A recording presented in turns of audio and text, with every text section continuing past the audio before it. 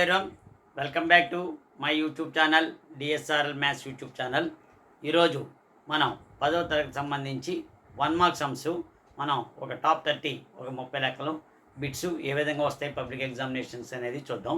ఎందుకంటే మ్యాథమెటిక్స్లో 100కి 100 మార్కులు రావాలంటే 100కి 100 రావాలంటే ఖచ్చితంగా 1 మార్క్ అండ్ 2 మార్క్స్ మీద ఎక్కువ ఫోకస్ చేయవలసి ఉంటాయి. ఎందుకంటే అవి డిఫరెంట్గా ఇస్తుంటారు. సో 1 మార్క్ మీద ఎక్కువగా మనం ఫోకస్ చేస్తే దాని మీద 100కి 100 మార్కులు 100 అవుట్ ఆఫ్ 100 అవడానికి అవకాశాలు ఉంటాయి. సో వీడియోలోకి వెళ్ళే ముందు ఎవరైనా సరే మొట్టమొదటి మన ఛానల్ చూస్తుంటే DSRL maths YouTube channel subscribe చేయండి. అదేవిధంగా ఈ యొక్క వీడియోని 10వ తరగతి విద్యార్థులందరూ కూడా షేర్ చేయండి. సో ఇప్పుడు 1 by 1 బిట్స్ మనం చూద్దాం.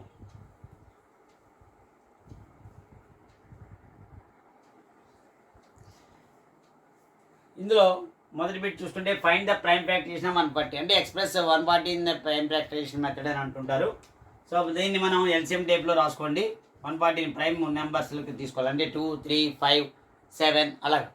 సో ముందు 2తో చూడండి, 2 70 జా, 2 35 జా, 2 టేబుల్ పోదు కాబట్టి 5 టేబుల్ 5 7 జా, మళ్ళీ 7 1 జా. సో ఇక్కడ మనం 140 రాయొచ్చు 2 × 2 × 5 × 7, దాన్నే 2 స్క్వేర్ × 5 × 7 అని రాయొచ్చు. సో ఇది 1 మార్క్ సమ్. ఓకేనా. Second find the HF of 135 and 225.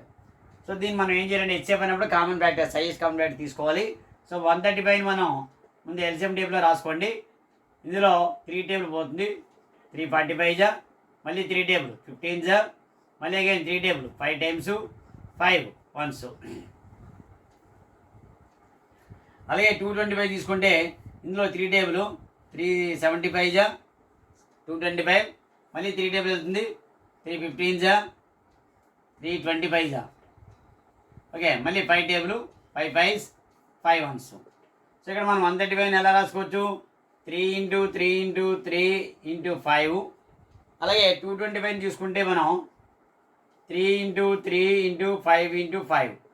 So మనకి హైయెస్ట్ కామన్ ఫ్యాక్టర్ ఉన్నప్పుడు రెండిట్లోనూ కామన్గా ఉన్నవి రాయండి. ఇక్కడ ఒక 3, ఇదొక 3 ఉంది, ఇక్కడ 3 ఉంది, ఇక్కడ 5 లేదు, 3 లేదు కాబట్టి 5 ఉంది రెండిట్లోనూ. సో రెండిట్లో ఉన్నవే రాసుకోవాలి. ఇక్కడ 3 ఉంది, ఇక్కడ లేదు, ఇక్కడ 5 ఉంది, ఇక్కడ లేదు. సో ఓన్లీ ఇప్పుడు 3 × 3 × 5, 3 3 9, 9 5 45. సో ఇది హెచ్ఎఫ్ అనేది. ఓకేనా. సో నెక్స్ట్ బిట్ చూద్దాం.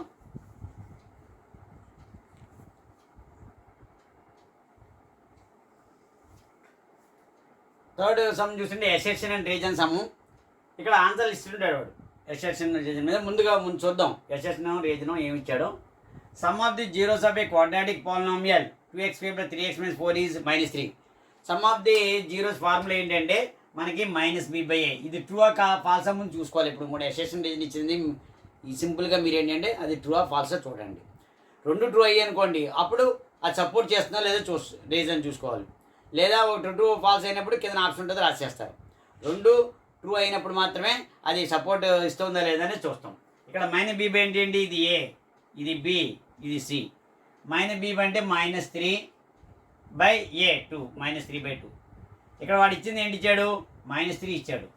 ఇక్కడ మనకు వచ్చింది ఏంటి -3/2.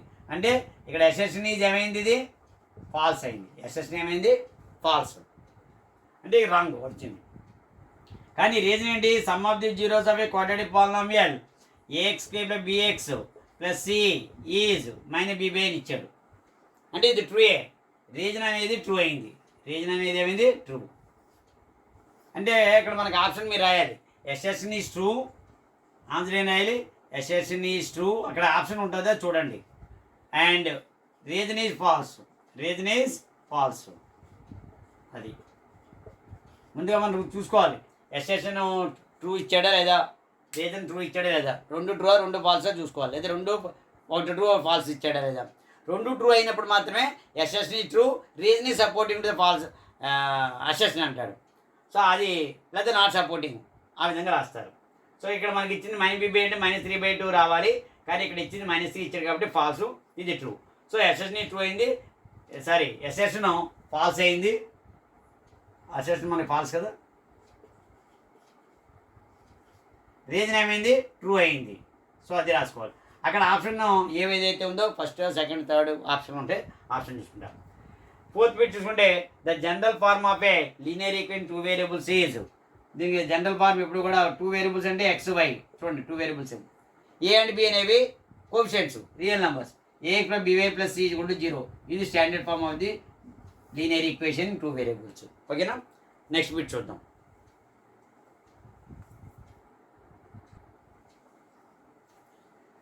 ఫిఫ్త్ బిట్ కనుక చూసుకుంటే the graph of equations is parallel line then the equations have dash solutions.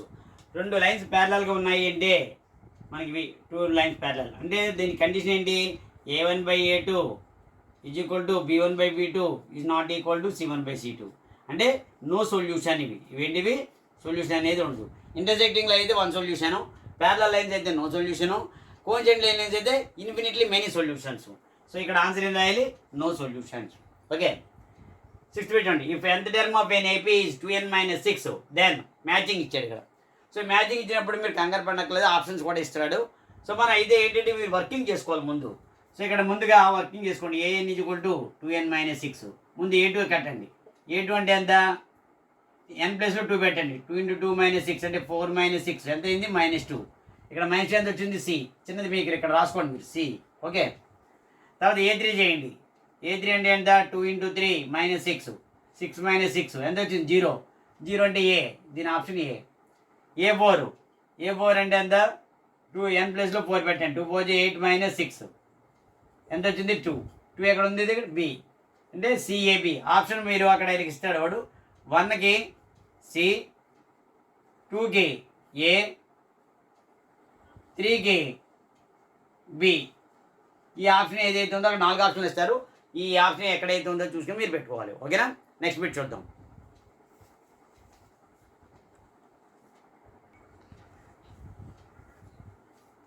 Seventh bit. Statement A all circles are similar. Statement B all triangles are similar. So ఇందులో 2 both are ట్రూఆ, లేదా 2 ఫాల్సా, లేదా ఏ true B ఫాల్సా, లేదా ఏ falls B ట్రూఆ చూసుకోవాలి. So all circles are similar అన్నప్పుడు మనం ఏ radius తీసుకుని సిమిలర్గా ఉంటాయి, పెద్దవి తీసుకుని. సో ఇది true. Okay. All triangles are similar, ఇది ఫాల్స్. ఎందుకంటే ఇది ఒక ట్రయాంగిల్ అనుకున్నాం. ఇది రైట్ యాంగిల్ ట్రయాంగిల్, ఇది డిఫరెంట్గా ఉంటుంది. ఇది వేరే, ఇది వేరేగా ఉంది. ఇది రైట్ యాంగిల్ ట్రయాంగిల్. సో మనకి ఆల్ ట్రయాంగిల్స్ ఆర్ సిమిలర్ అనేది ఫాల్స్ అవుతుంది. అంటే statement A true, statement B false. అది అక్కడ ఆప్షన్లో ఏదైతే ఉందో చూసుకోవాలి. ఇది ట్రూ, ఇది ఫాల్స్. ఓకే. సో సర్కిల్స్ అనేవి సిమిలర్గా ఉంటాయి, ట్రయాంగిల్స్ అనేవి డిఫరెంట్గా. అన్ని ట్రయాంగిల్స్ ఇలా ఉన్నాయనుకోండి, ఒక అవ్వచ్చు. కానీ ఒకటి రైట్ యాంగిల్ ట్రయాంగిల్ ఉందనుకోండి, అవ్వదు. సిమిలర్. ఇక్కడ ఏమన్నాడు? స్టేట్ థియరమ్స్ థీరం అంటే బీపీటీ. ఓన్లీ 1 మార్క్ కాబట్టి స్టేట్మెంట్ అది సరిపోతుంది. లేదా ఒకసారి ఫండమెంటల్ థీరం ఆఫ్ అర్థమెటిక్ అడుగుతుంటాడు, లేదా కాన్సెప్ట్ ఆఫ్ బీపీటీ అడుగుతుంటాడు. దాని స్టేట్మెంట్ రాయండి. If a line drawn parallel to one side it will divide the other 2 sides in 2 distinct points, then the other 2 sides are divided in the same ratio. అంటే మనకి ఒక diagram కూడా వేసుకునే మనకి triangle ఏబీసీలో ఈ BC ప్యారలల్గా మనం ఒక లైన్ కనుక ఇలా డ్రా చేస్తే దీనికి ప్యారలల్గాను ఇవి సేమ్ రేషియోలో డివైడ్ అవుతాయి. అంటే AD/DB = AE/EC. అలాగే DE ప్యారలల్ టు BC అనేది అవుతుంది. ఇది మన స్టేట్మెంట్. ఓకేనా? నెక్స్ట్ బిట్ చూద్దాం.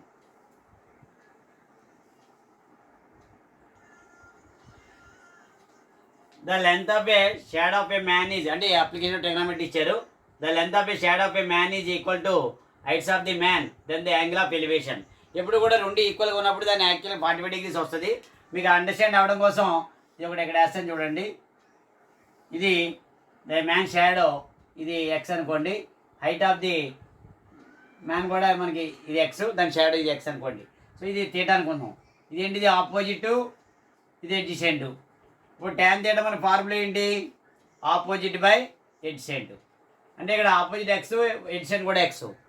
tan θ = x/x ఎంత అయింది? 1. అంటే దీనికి ఎంత యాంగిల్కి ఈక్వల్? tan 45కి ఈక్వల్. సో అప్పుడు tan ఈక్వల్ అయితే క్యాన్సిల్ అయితే θ వాల్యూ 45 degrees. ఇది మనకి. సో సెకండ్ వన్ చూస్తే slider of length 20 meter placed a vertical pole with an angle of 30 degrees then the height of the pole is. So ఇది pole అనుకుందాం. ఇది ఒక స్లైడర్ లాంటిది ఇలా వేశారు నిజంలో. ఇది ఎంత ఇచ్చారు? 20 meters, యాంగిల్ 30 degrees. సో మనకి ఇప్పుడు ఏబిసి ఏం పెట్టుకుంటారు? హైట్ ఆఫ్ ది పోల్ ఇచ్చి అనుకోండి.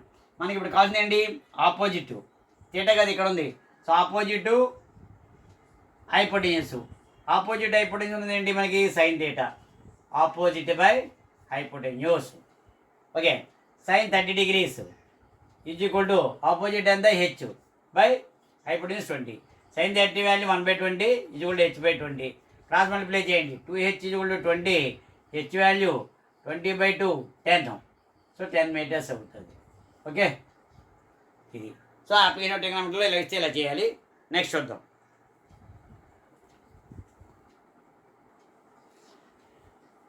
లెవెన్త్ వరకు మనం చూసుకుంటే how many tangents can be drawn to a circle from N external point. So మనం 2 డ్రా చేయొచ్చు. సో కావాలంటే ఇక్కడ డయాగ్రామ్ డ్రా చేసుకుంటే ఇది ఎక్స్టర్నల్ పాయింట్, ఇది ట్యాంజెంట్ పిఏ అనేది ఒక ట్యాంజెంట్, అలాగే పిబి అనేది ఒక ట్యాంజెంట్. ఓకేనా, సో 2 డ్రా చేయొచ్చు. The angle between tangent and radius at the point of contact is 90 degrees. ఎందుకంటే ఇది ఒక సర్కిల్, ఇది ఒక ట్యాంజెంట్ అని మనకి. The angle between point of the contact ఎంత ఉంటుంది, 90 degrees. So the angle between radius and రేడియస్కి ట్యాంజెంట్కి ఎంత ఉంటుంది angle, 90 degrees. Draw a figure of, అంటే ఇవన్నీ కూడా సర్కిల్లో వచ్చాయి. ఇక్కడికి వచ్చేసరికి సర్ఫేస్ ఏరియాలో ఇచ్చే చూడండి. Draw a figure of a cylinder with height of 8 cm and radius 10 cm. ఒక డయాగ్రామ్ డ్రా చేయమంటాడు సిలిండర్ని, వాటి మెజర్మెంట్స్ కూడా రాయండి. ఇదేంటిది రేడియస్ 6, ఇది కూడా రేడియస్ 6, ఈ 2 జాయిన్ చేస్తూ వచ్చింది మనకి హెచ్ హైట్. ఓకే, అది వచ్చారు.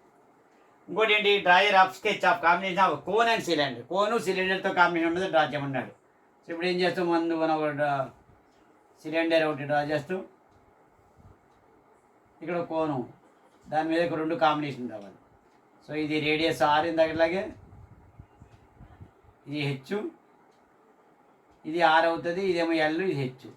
సో మనకి ఇక్కడ కాంబినేషన్ వచ్చేసరికి సిలిండర్ వచ్చింది, ఇది సిలిండ్రికల్ పార్టు, ఇదేమో కోను. సో ఇది కాంబినేషన్. ఒకసారి డయాగ్రామ్ ఇలా పెడుతుంటారు. ఓకేనా, నెక్స్ట్ బిట్ చూద్దాం. సో ఇవన్నీ కూడా ఒక బుక్ పెట్టుకుని ఈ 30 bits కూడా రాసుకుని ప్రాక్టీస్ చేయండి. ఇందులో 15 చూస్తే draw A diagram of A capsule. మనకి మెడిసిన్ క్యాప్సిల్ ఉంది కదా, సమ్ ఇచ్చాడు, వాటి డయాగ్రామ్ డ్రా చేయమన్నాడు. అంటే లైక్ సిలిండర్ని మనం డ్రా చేయండి. ఆ స్టక్ విత్ 2 other ends ఎమిస్ఫియర్ ఉండేటట్టుగా చేయమన్నాడు. అంటే ఒక ఎమిస్ఫియర్ లాగా.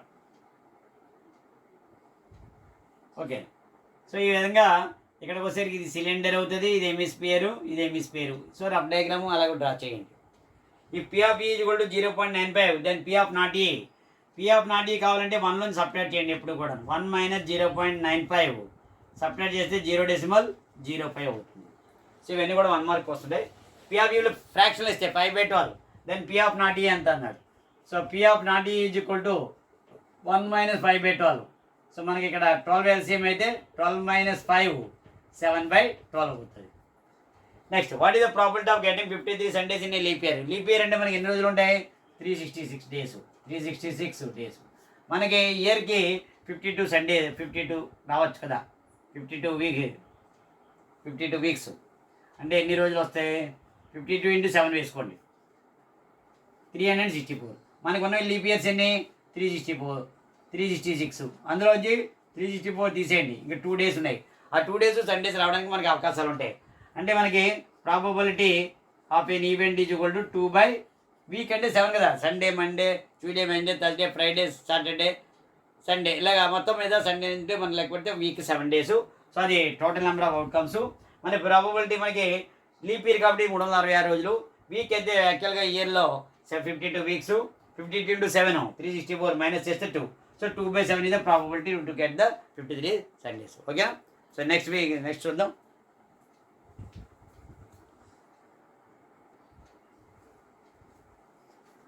సో 19 ఉంటే zeros of the polynomial t² 15. అక్కడ ఆప్షన్స్ ఇస్తాడు, వీటన్నిటికీ కూడా ఒకసారి ఆప్షన్స్ ఇస్తాడు, ఒకసారి బ్లాంక్స్ ఇవ్వచ్చు. సో ఆప్షన్స్ నేను రాయట్లేదు ఎందుకంటే సొల్యూషన్ మనం చెప్తున్నాం కాబట్టి ఆప్షన్ ఉందని బట్టి మీరు రాసుకుంటారు. సో ఇక్కడ జీరోస్ కావాలంటే t² 15 = 0. ఫ్యాక్టరైజేషన్ ఇస్తే ఫ్యాక్టరైజేషన్ చేస్తారు. సో ఇది డైరెక్ట్గా చేయొచ్చు. t² = 15, -15 ఇటువైపు వెళ్ళింది. సో t వాల్యూ √15 అంటే మనకి t = +or - √15 అంటే +√15 ఒకటి అండ్ -√15 ఒకటి. అక్కడ ఆప్షన్లో ఉన్నది రాసుకుంటారు. అలాగే ఇక్కడ 5 sin A ఈక్వల్ టు 4 ట్రిగ్నోమెట్రీలో ఇచ్చాడు. దెన్ కొసెకండ్ A అడిగాడు. sin A ఈక్వల్ టు 4/5 5 అటు తీసుకెళ్ళిపోయాం. sin A అంటే ఏంటి మనకి 1/cosecant A ఈజీగా అనమాట 4/5. ఇప్పుడు మనకి కొసెకండ్ A కావాలంటే రివర్స్ రాస్తారు. Cosecant A equal to 5/4 this answer డైరెక్ట్గా రాసుకోవచ్చు. లేదా 4/5 అంటే ఆపోజిట్ అయిపోవడం తీసుకుని ఎడిషన్ కట్టి కొసెకండ్ ఫార్ములా ప్రకారం కూడా చేయొచ్చు మీరు. సో ఇక్కడ ఆపోజిట్ ఎడిషన్ అయిపోవడం చేసి 3 కట్టుకుని కొసెకండ్ ఫార్ములా కూడా రాసుకోవచ్చు. ఇక్కడ సైన్ ఏజ్ కూడా కాసు ఇచ్చాడు, దాని ఏజ్ ఈక్వల్ టు సైన్లోను కాసులో టేబుల్లో చూస్తే 45 degrees. కానీ ఏదో ప్రొసీజర్ మనకి ప్రాసెస్ ఏంటంటే చూద్దాం. ఇక్కడ సైన్ ఏజ్ కూడా 1 cos A కాస్ ఏ ఇటువైపు తీసుకొచ్చాను నేను. సైన్ A/cos A అప్పుడు ఇక్కడ ఎంత మిగిలింది 1 cos A అన్నా 1 cos A అన్నా ఒకటే. సో ఇప్పుడు సైన్ A/cos A మనకి ఫార్ములా సైన్ Aలో cos A అంటే tan A equal to 1. So tan A equal to టేబుల్లో ట్యాన్లో 1 వాల్యూ ఎక్కడ వస్తుంది 45 degrees దగ్గర వస్తుంది, అంటే tan 45 degrees. So tan cancel a value ఎంత వచ్చింది 45 degrees. ఓకే, ఇది ప్రొసీజర్ చేసుకోండి. 9 secant square A - 9 tan square A దీన్ని కూడా ఆప్షన్ ఇస్తాడు. 1 -1 9 -9 అని. సో ఇందులో 9 కామన్ తీసాను. ఎంతో ఇక్కడ మిగిలింది secant square A - tan square A. మనకు ఒక ఐడెంటిటీ తెలుసు 1 + tan square A equal to secant square A. ఇది ఒక ఐడెంటిటీ. ఇప్పుడు ఇందులో secant square - tan square A అంటే ఎంత అవుతుంది 1 equal to secant square A tan square A వెళ్ళింది -tan square A అంటే 1 వచ్చింది ఇక్కడ. 1 equal to secant square A - tan square A అంటే ఇప్పుడు 9 × 1 ఈక్వల్ టు 9. ఒక్కోసారి 9 tan square A - 9 secant square ఇచ్చాడు అనుకోండి, అప్పుడు -1 అవుతుంది. ఇప్పుడు 9 × -1 -9 అవుతుంది. చాలా జాగ్రత్తగా చూసుకోవాలి, అన్నిటికీ 1 రాదు, ఒకసారి మైనస్ రావచ్చు. ఓకేనా, నెక్స్ట్ బిట్ చూద్దాం.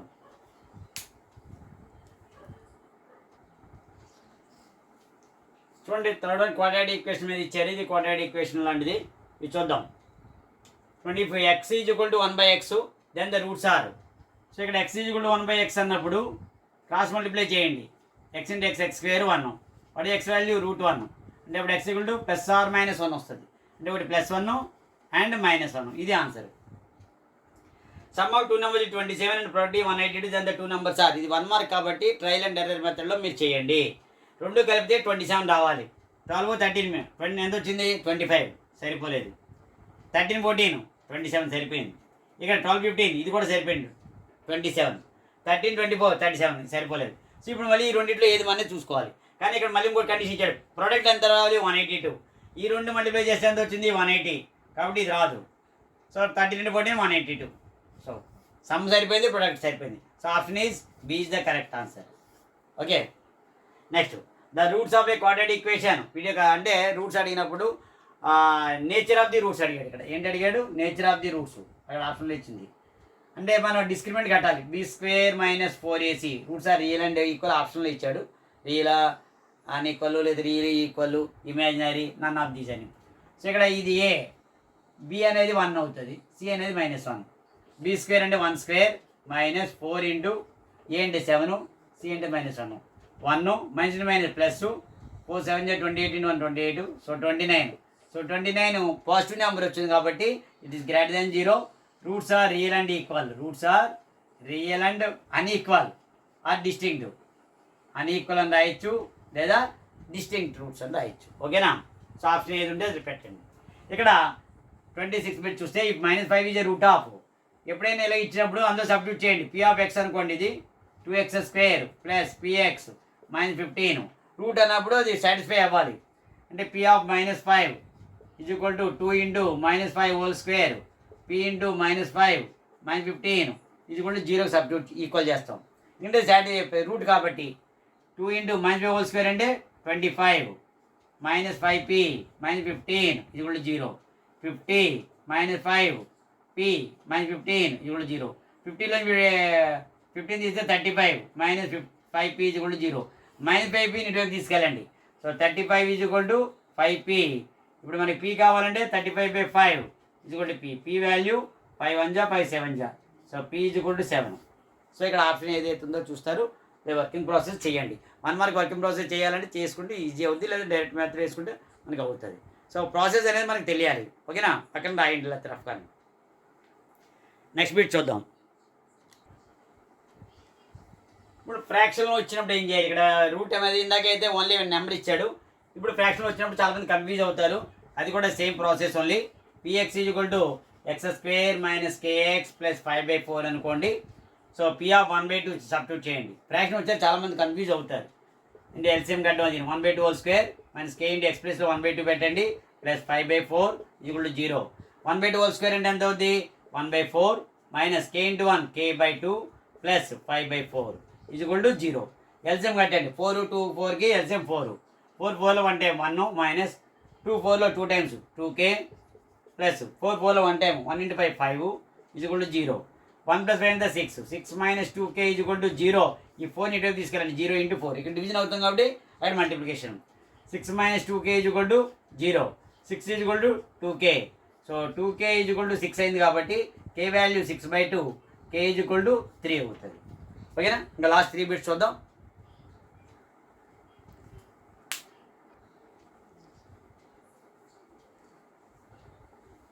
ఇక్కడ లాస్ట్లో మనకి మ్యాథమెటిషియన్స్ మీద అడుగుతుంటాడు. So who contribute to the field of the coordinate geometry, లేదా contribute to the statistics, trigonometry. So వీటి మీద ఒక్కొక్క దాని మీద చాప్టర్ మీద ఎవరైతే ఉన్నారో వాళ్ళని మ్యాథమెటిషియన్స్ నేమ్స్ రాయమంటుంటాడు. ఒకసారి అడగచ్చు. So father of the coordinate geometry చూస్తే రెనే డెకార్టే. అలాగే ఫాదర్ ఆఫ్ ది స్టాటిస్టిక్స్ చూసుకుంటే సార్ రొనాల్డ్ ఎఫ్ ఫిషరు. అలాగే ఫాదర్ ఆఫ్ ట్రిగనామెట్రీ మనం చూసుకుంటే ఎపార్కస్. సో ఇవి మ్యాథమెటిక్స్ సంబంధించి. సో టోటల్గా మనం టాప్ 30 బిట్స్ మనం 1 మార్క్ కోసం చేయడం జరిగింది. ఇది ఫైనల్ టచ్ బిట్స్ లాగా. సో మీరు అందరూ కూడా ఒకసారి చూసుకోండి. ఇవి 10వ తరగతి విద్యార్థులందరికీ కూడా ఉపయోగకరం కాబట్టి Andhra Telangana CBSE board what ever it maybe అందరికీ ఉపయోగం కాబట్టి వీళ్ళందరికీ కూడా షేర్ చేయండి. అదేవిధంగా నెక్స్ట్ వీడియోలో 2 మార్క్స్ సమ్స్ అనేవి టాప్ సమ్స్ చెప్పడం జరుగుతుంది. సో ఎవరైనా సరే మటుకు మనం ఛానల్ చూస్తుంటే DSR maths YouTube channel subscribe చేసి బెల్ ఐకాన్ ఎక్కి పరాలను నొక్కితే నేను కొత్త వీడియోని మీకు అప్లోడ్ చేయనప్పుడు మీకు నోటిఫికేషన్ రూపంలో రావడం జరుగుతుంది. సో సబ్స్క్రైబ్ చేయడం మర్చిపోకండి. అందరూ కూడా సబ్స్క్రైబ్ చేయండి. ఎందుకంటే నెక్స్ట్ వీడియోలో 2 మార్క్స్ చేయడం జరుగుతుంది. ఆ తర్వాత 4 and 8 మార్క్స్ ఇవ్వడం జరుగుతుంది. Thank you very much.